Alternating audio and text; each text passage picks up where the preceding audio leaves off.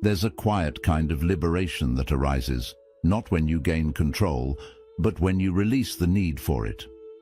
Think about how often we grip tightly to outcomes, worrying about what might collapse tomorrow, trying to predict every twist of the path ahead. But the truth is, most of what we fear never comes to pass, and in the process, we sacrifice today's peace for a future that hasn't even arrived. Worry is like trying to carry an invisible weight. It exhausts you without ever moving you forward. It traps you in imagined futures and pulls your attention away from the strength, calm and clarity you already hold inside.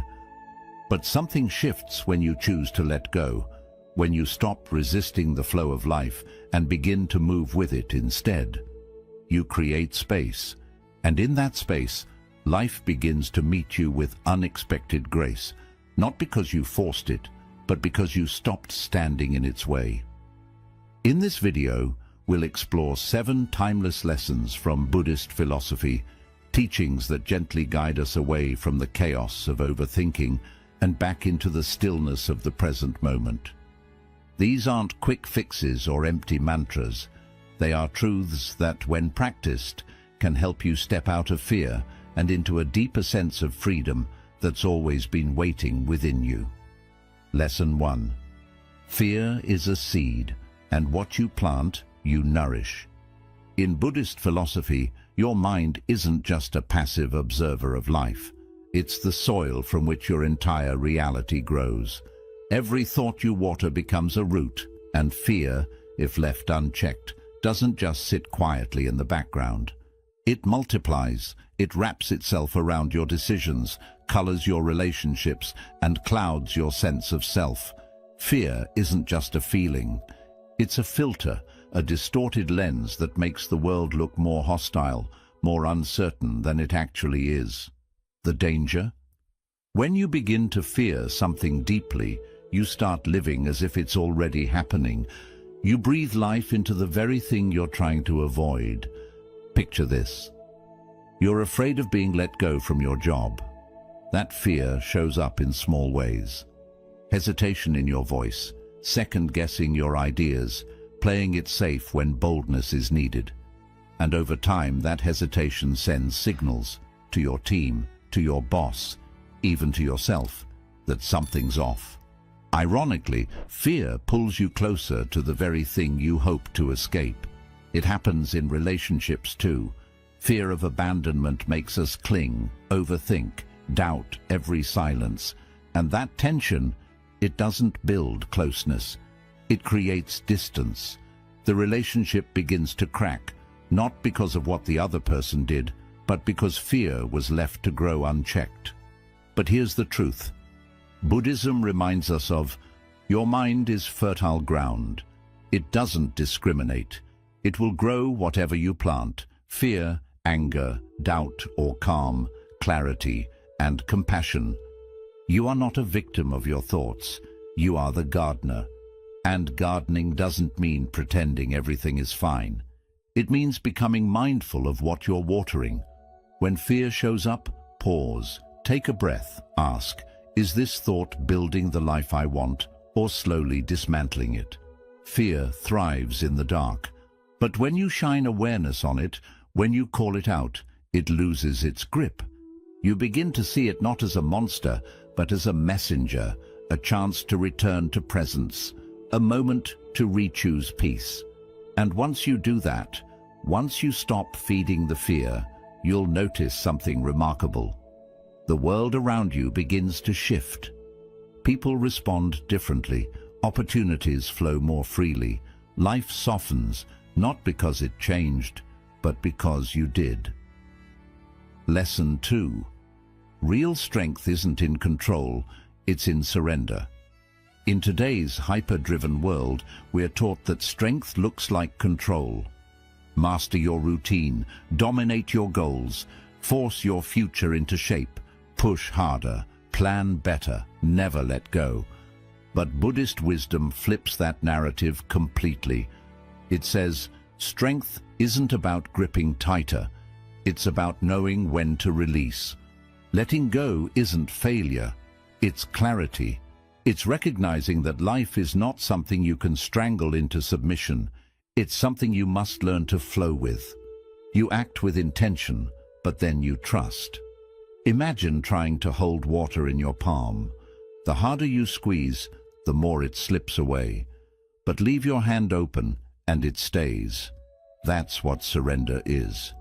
Not passivity, not weakness, but the quiet strength of someone who has done their part and knows when to step back with trust. In Buddhist philosophy, surrender isn't retreat. It's a sacred collaboration with reality. You stop resisting every twist in the road and begin walking it with grace. You stop demanding that life obey your timeline and start listening to its deeper rhythm. And here's the miracle. When you stop forcing, your energy returns. The tension lifts, your mind clears. And suddenly the world looks different. The path ahead that seemed blocked, it opens. The people you needed, they show up. The answers that felt out of reach, they find you. Not because you chased them, but because you made space for them to arrive. True surrender is not the end of effort. It's the end of struggle. And in that space of release, you don't lose control.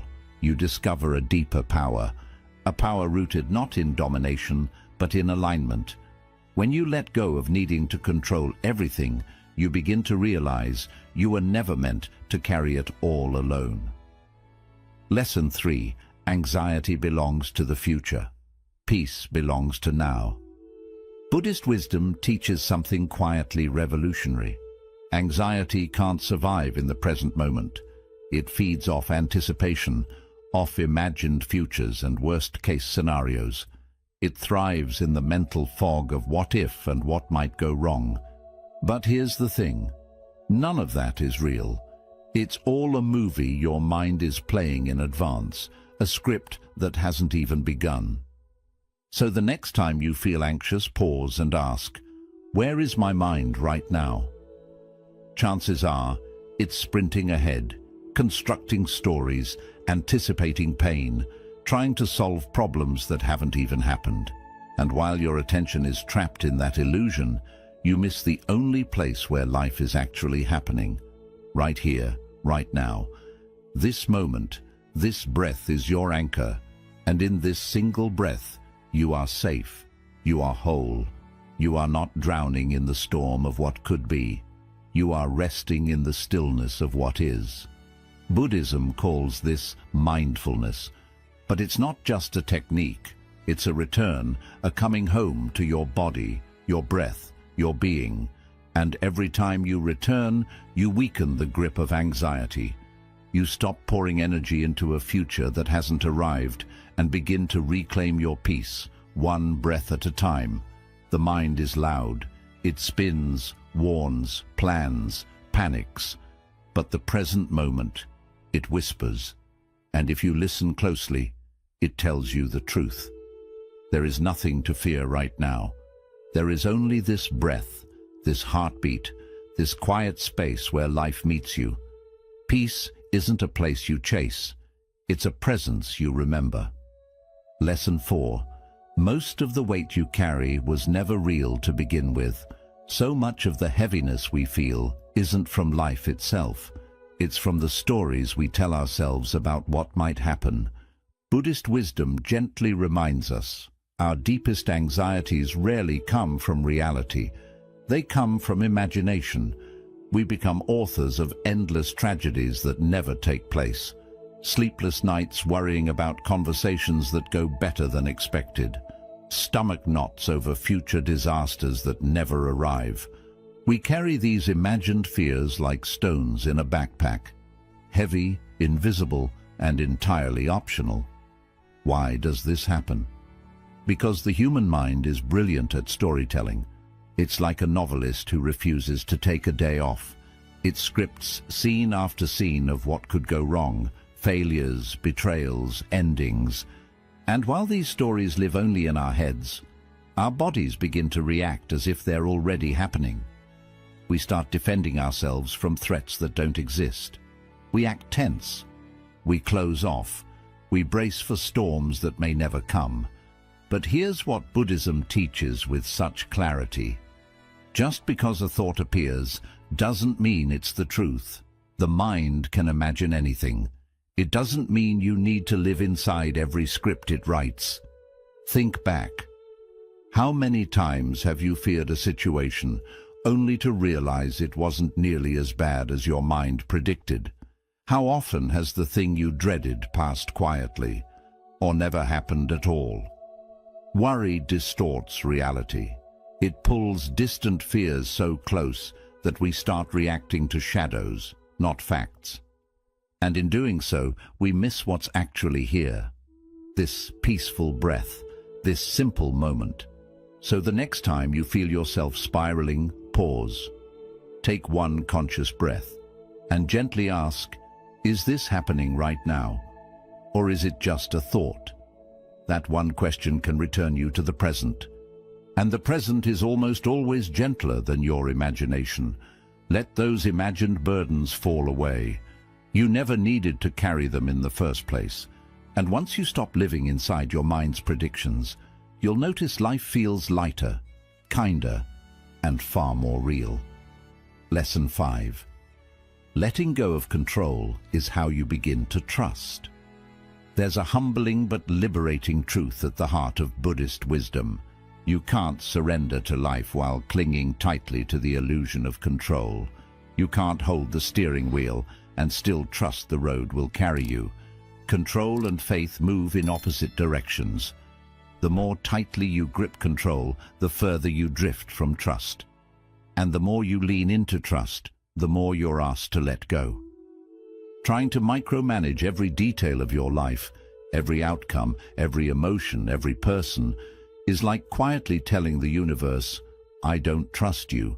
It's a subtle form of fear, a fear that without your constant effort, things will collapse. But the question is, has all that control ever brought you real peace, or has it just left you exhausted? Often, the more we try to hold everything together, the more we feel like we're falling apart inside. We confuse hypervigilance with strength, when really it's often anxiety in disguise. Control creates a false sense of safety, but it comes at a cost. Constant tension, fatigue, and a mind that never rests. Faith, in contrast, is not weakness. It's not blind surrender.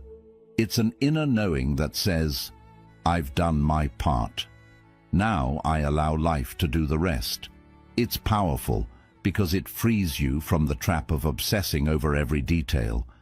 It lets you act with clarity, but without being attached to how things must unfold.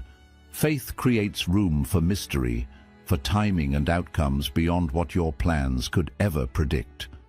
Buddhism teaches us to release this attachment, not by withdrawing from life, but by participating with presence and humility. You plant your seeds, you show up, you nurture your effort, but you don't dig up the roots every day to check if they're growing. Some things take time, some answers arrive only in silence. Some outcomes are better left to the quiet intelligence of life itself. So ask yourself, are you gripping so tightly that you've forgotten how to breathe? Are you trying so hard to force a future that you've stopped believing in the wisdom of the unfolding? Letting go isn't defeat. It's an act of courage. It's choosing to meet life halfway, doing your part, then stepping back in peace. Because that's where real strength lives, not in control, but in trust. And that trust is where peace begins. Lesson 6. Growth begins where the grip ends. Lesson 6. Letting go isn't the end of caring. It's the beginning of growing. Worry has a subtle way of closing in around you. It doesn't slam the door all at once. It creeps in slowly. One overly cautious decision here. One moment of overthinking there. Before you realize it, your world has gotten smaller. You start labeling fear as being careful. You shrink your voice to avoid judgment. You dim your dreams so they don't seem too risky. But here's the quiet truth. Worry doesn't protect. It limits. It places invisible fences around your potential and convinces you they're for your own good. It's like walking through life with your shoulders constantly hunched, always expecting something to go wrong, always bracing. And in that tension, you stop growing. You stop reaching. You stop being fully alive. But when you begin to let go, something beautiful happens. You stop trying to control every ripple and start paying attention to what's actually yours. Your breath, your response, your presence, your kindness. You begin to shift from surviving to living, from managing life to dancing with it. Picture yourself standing in a flowing river. Try to trap the water in your hands and it slips away faster. But the moment you stop grasping, when you trust, when you float, the river carries you. That is surrender. That is growth. Letting go doesn't mean giving up. It means choosing freedom over fear. And the more you release the grip on outcomes, on old wounds, on imagined dangers, the more space you create inside yourself. Space for courage, space for joy, space to expand. Letting go is not passive, it's powerful. It's a bold return to the present moment where life is no longer something you embrace for. It becomes something you join in on.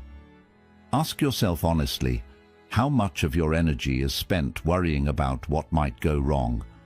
And what if that same energy could be redirected into creating something meaningful, into showing up fully in your relationships, into simply trusting the process?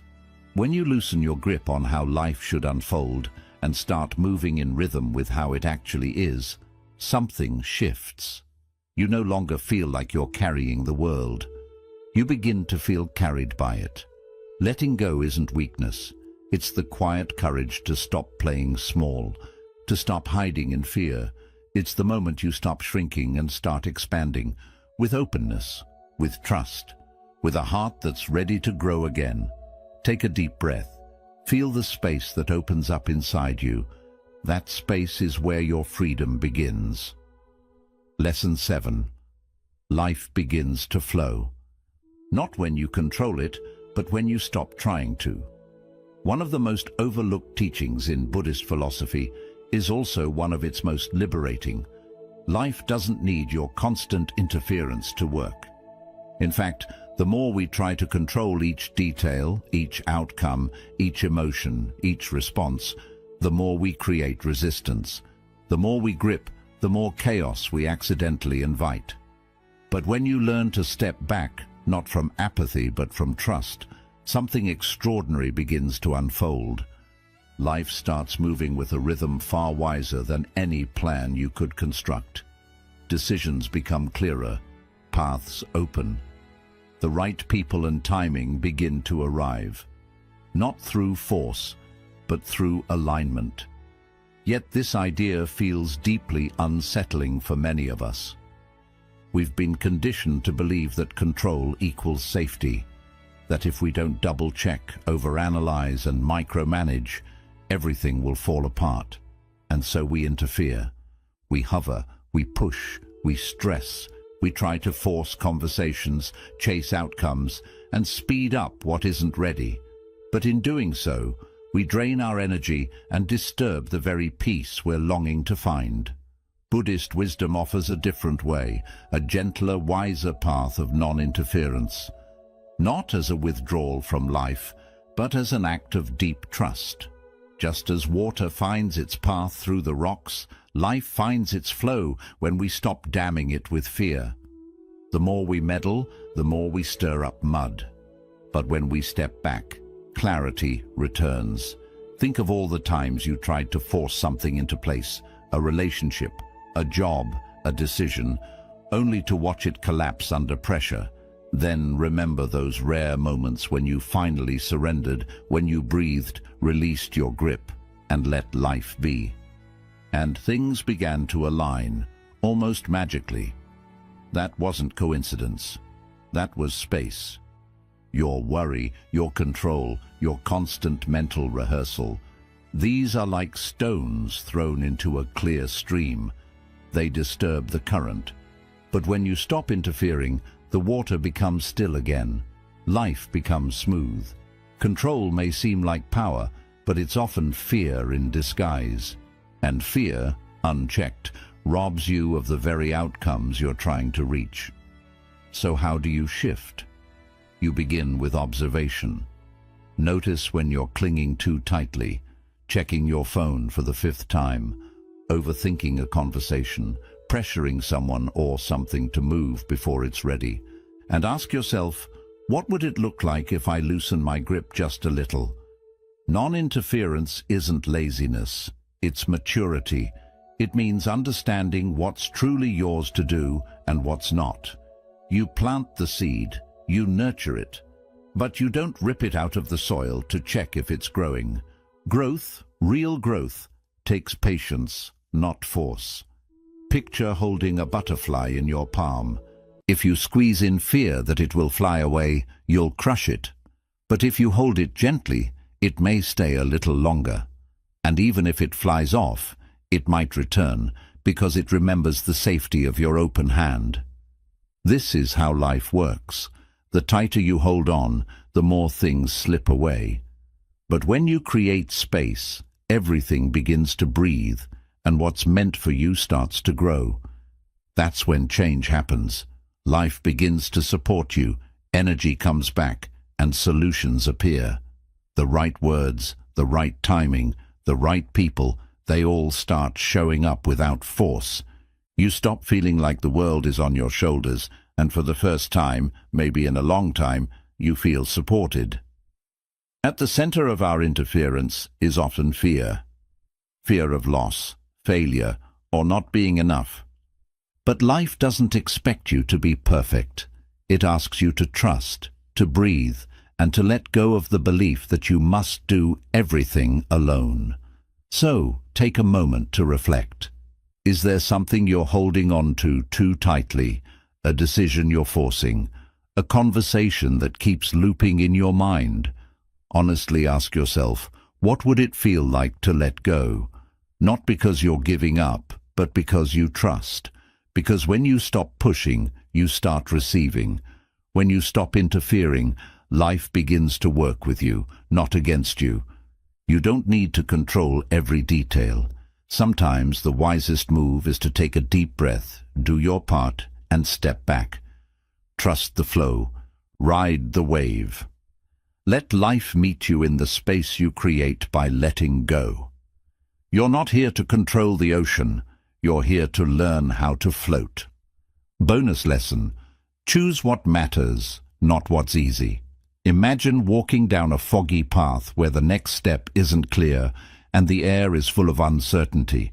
Most people stop there. They turn back, not because they're weak, but because they were taught to choose comfort over truth. But Buddhism teaches something else. It invites you to keep moving forward, letting what truly matters guide you, even when the ground feels unstable. This is where many of us struggle. We mistake comfort for peace. But comfort isn't always peace. Sometimes it's just avoidance wearing a mask. It's staying where things feel familiar, even when they don't fulfill us, because the unknown feels too risky. So we settle. We cling to habits that numb us, relationships that drain us, routines that keep us small, all in the name of safety. But here's the problem.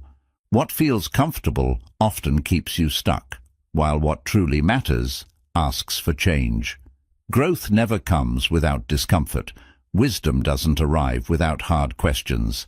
And peace, the kind that comes from within, only appears when we choose what's important over what's easy. Think of a seed buried in the soil. If it stayed comfortable, it would never open. But by breaking, it begins to rise.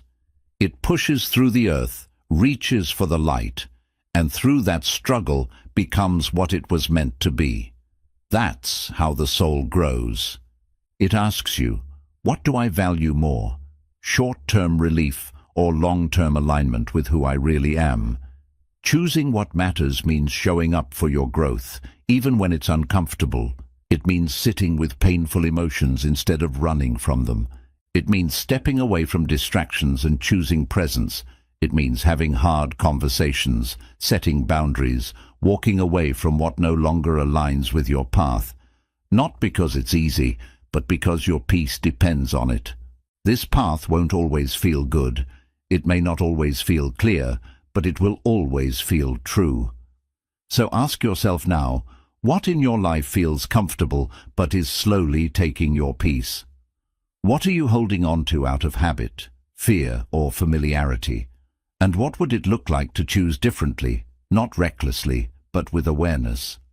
Choosing what matters often means choosing stillness over speed, silence over noise, integrity over approval, presence over escape. And in those small, quiet choices, we begin to change, not just how we live, but who we become. You are not here to stay small. You are not here to stay safe at the cost of your soul. You are here to wake up, to grow, to unfold, to return to the simplicity of your inner truth. The journey may not be easy, but it will be worth it, because in the end, comfort may keep you warm, but it won't set you free. Choosing what matters will. So today, take a breath, honestly look at your life, and ask yourself, not what feels good, but what feels right. Then trust that answer, even if it feels uncomfortable, because that is the path, that is the practice, and that is where peace begins. Conclusion. So now, the question isn't, what do I need to control? It becomes, what am I finally ready to release? Because true freedom doesn't come from holding tighter. It comes from the quiet courage to let go, not carelessly, but with clarity, not in weakness, but with trust.